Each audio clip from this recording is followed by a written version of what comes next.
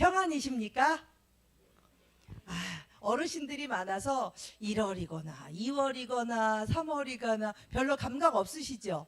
근데 사실은 이번 주가 굉장히 이벤트적인 주였어요. 어떤 주였냐면 이제 3월이 곧 다가오잖아요. 그러면 초등학교를 입학하는 아이들은 얼마나 설렘이 있겠어요. 그렇죠? 그리고 또 그 부모들은요. 아이들보다 사실은 그 설렘과 두려움과 우리 아이가 잘할지 떨림은 아마 부모들에게 더 있을 거라는 생각이 들고요. 또 중학교 입학도 있고 고등학교, 대학교 입학도 있습니다. 그래서 모두 다 새로움을 시작하는 주가 이 한 주였습니다. 그런 거 생각해 보셨어요? 그 주가 그 주고 뭐 그것도 감사한 일인 것 같아요. 왜냐하면 평안하시니까. 저도 개인적으로 이번 주에 굉장히 눈코 뜰 새 없이 바쁜 한 주를 보냈습니다. 이번에 어떤 일들을 한번 해볼까 생각을 해봤어요. 그랬는데 우리 교우님들 이거 제가 늘 얘기하는데 가정과 건강 많이 읽으시나요? 예, 만약에 구독하지 않으셨어도 뒤에 가면 전도용으로 되게 많이 있어요.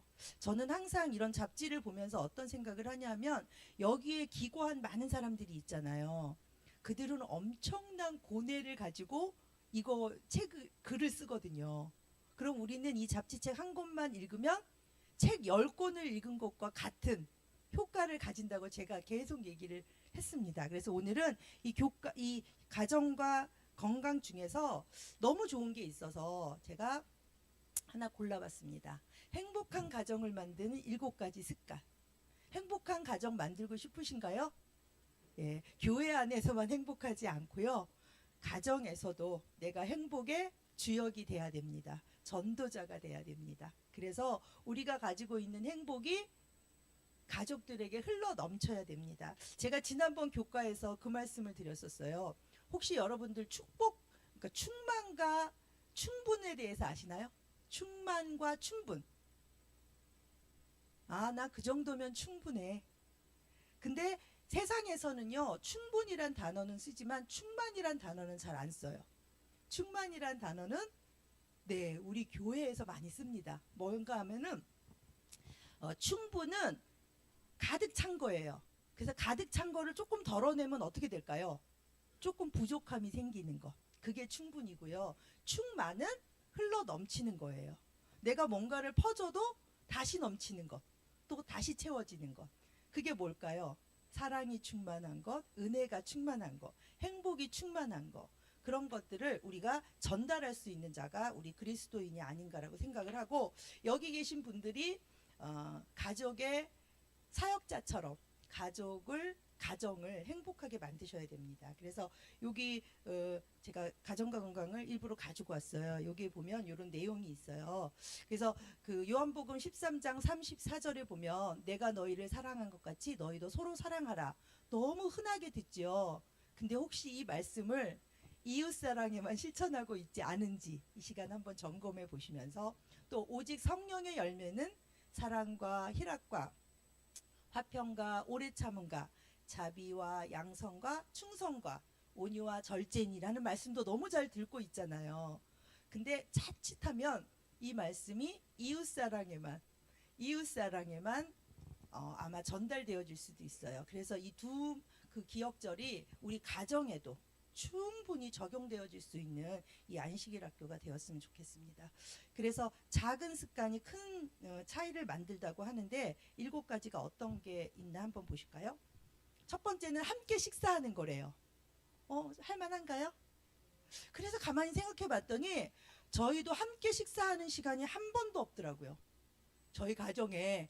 그래서 저는 결심했어요. 주말에 한 번이라도 꼭 모든 가족이 모여서 식사를 하자. 그렇게 한 가지라도 어떻게 실천할 수 있을까 생각하는 그런 여러분들이 되셨으면 좋겠습니다. 그래서 이 가족이 함께 식사하는 거는 식탁머리에 무슨 교육 이런 것도 있고 여러 가지 일들이 있었는데, 청소년들이 있다면 청소년의 우울감을 없애는 것, 위험 행동을 줄이고요, 정서 안정과 학업 성적에도 영향을 준다고 합니다. 근데 이걸 잘못 적용하면요, 밥은 같이 먹는데 좋은 잔소리를 많이 해 부모가. 그럼 어떻게 될까요? 아이가 이 자리를 피하게 됩니다. 그래서 식사 자리에서는 어떻게 하셔야 되냐면 좋은 대화를 나누셔야 되는데 좋은 잔소리 금지고요. 어떤 거 하면 좋을까요? 사소한 일상의 이야기를 하면 좋습니다.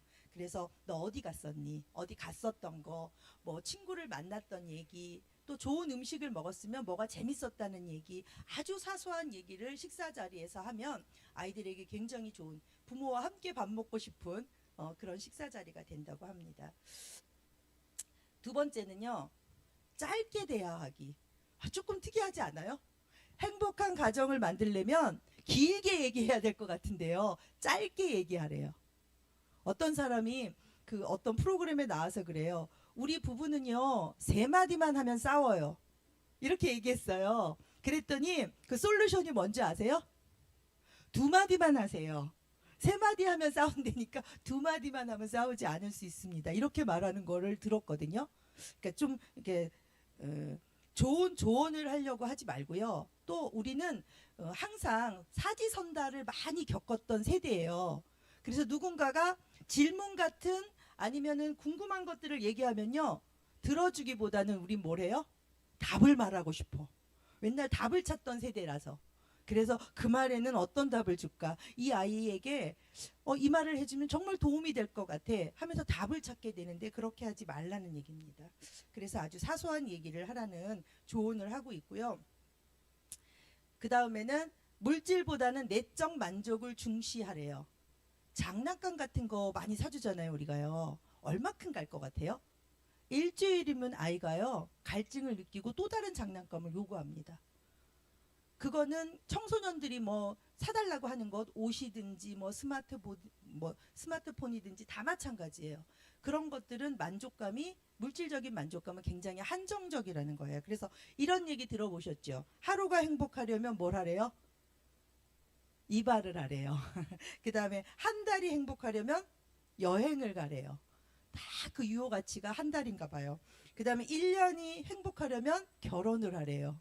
결혼의 행복 가치도 1년인가 봐요. 근데 평생 행복하려면 의미 있는 일을 하래요. 근데 그 의미 있는 일을 좋은 사람과 같이 하면 훨씬 더 그 길어지겠죠. 그 만족감이. 그래서 물질보다는 내적 만족을 중시할 수 있는 거를 좀 생각해 보라, 이렇게 얘기를 했고요. 그 다음에는 넘어갔네요.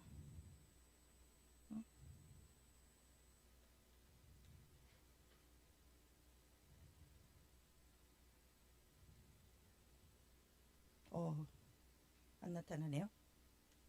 이거 좀 도와주세요.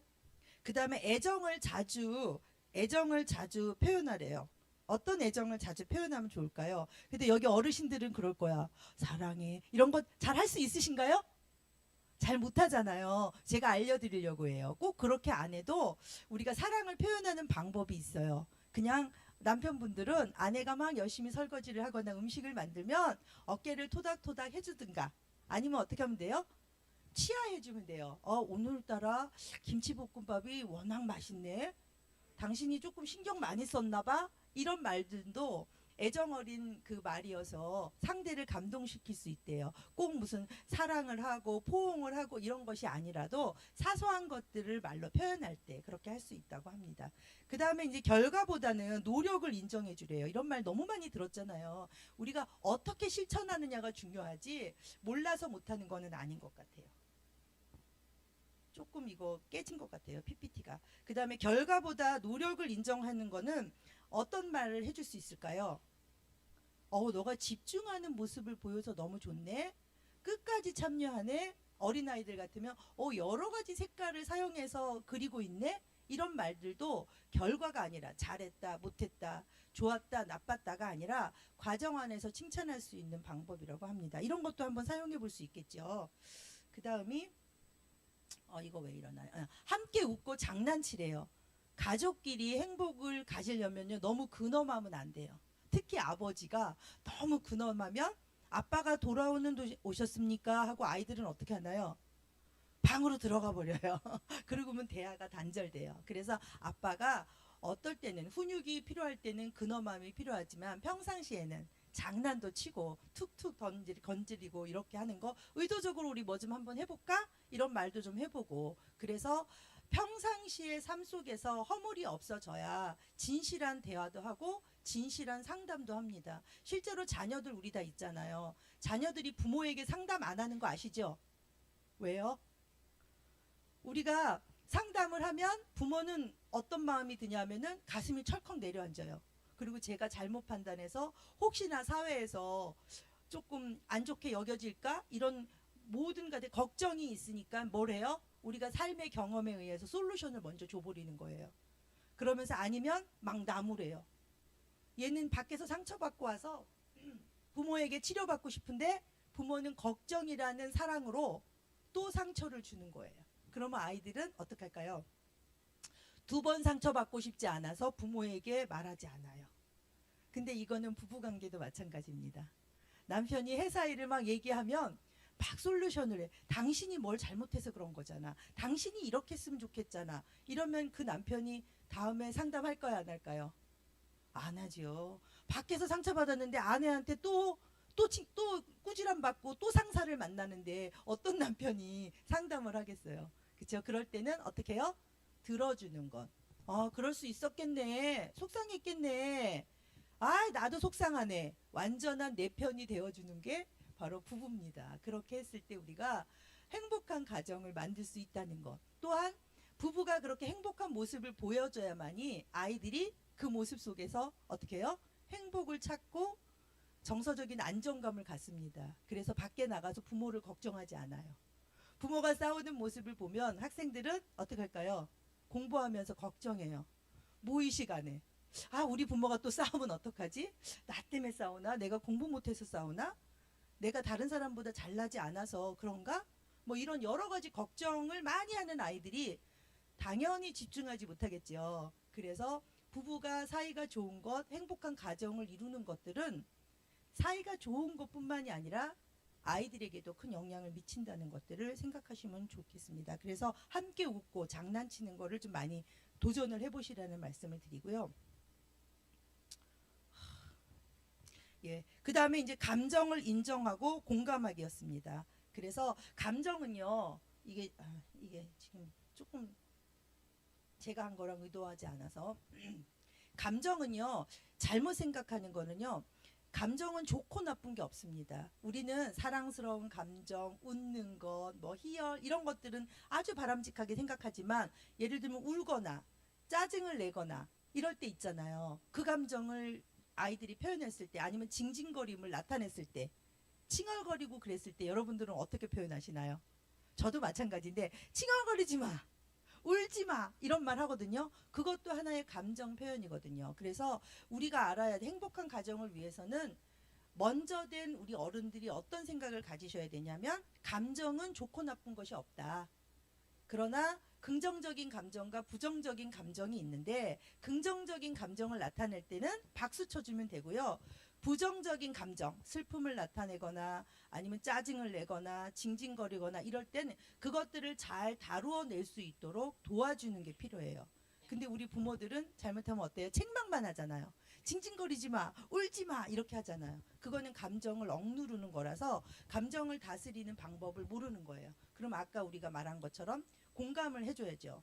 왜 그렇게 짜증이 났어? 왜 이렇게 징징거려? 마음 안정하고 다시 한번 얘기해보자. 이런 식으로 해서 징징거리지 않아도 울지 않아도 내가 갖고 싶은 것들을 가질 수 있다라는 것들을 만족감을 줄 때 우리 아이들은 훨씬 안정적으로 자기의 좋은 감정들을 드러낼 수 있다는 거를 우리 부모들이 꼭 아셔야 될 것 같아요. 그것들은 아이들한테 할 수 있는 부분이 아니에요. 왜 어른들한테 자꾸 이런 얘기를 하냐 하면 아이들은 아직은 조금 더 미성숙해서 감정을 잘 다루어내는 방법을 몰라요.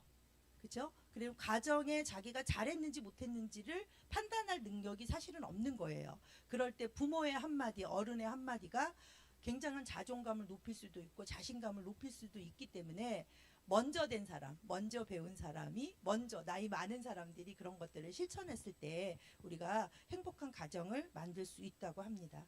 제가 조금 미흡하게 얘기를 했다고 할지라도 그러면 더 좋아요. 여러분들은 뭐가 궁금해야 돼요? 뒤에 있는 2월호 가정과 건강을 나 한번 읽어봐야겠다라고 생각을 하시면 저의 목적은 성공입니다. 그리고 이후에도 가정과 건강이 그런 좋은 책이었구나. 나도 읽어봐야겠다라고 나도 좀 내면화 해봐야겠다라고 생각을 하신다면 오늘의 이 안교는 성공이라고 생각을 합니다. 그렇게 해보실 수 있나요? 네, 잡지는 잡지요, 나는 나요. 그냥 돌아다니지 않고 가져가지 않으셔도 시간이 잠깐 나실 때라도 꼭 한 번씩 읽어보셨으면 좋겠습니다.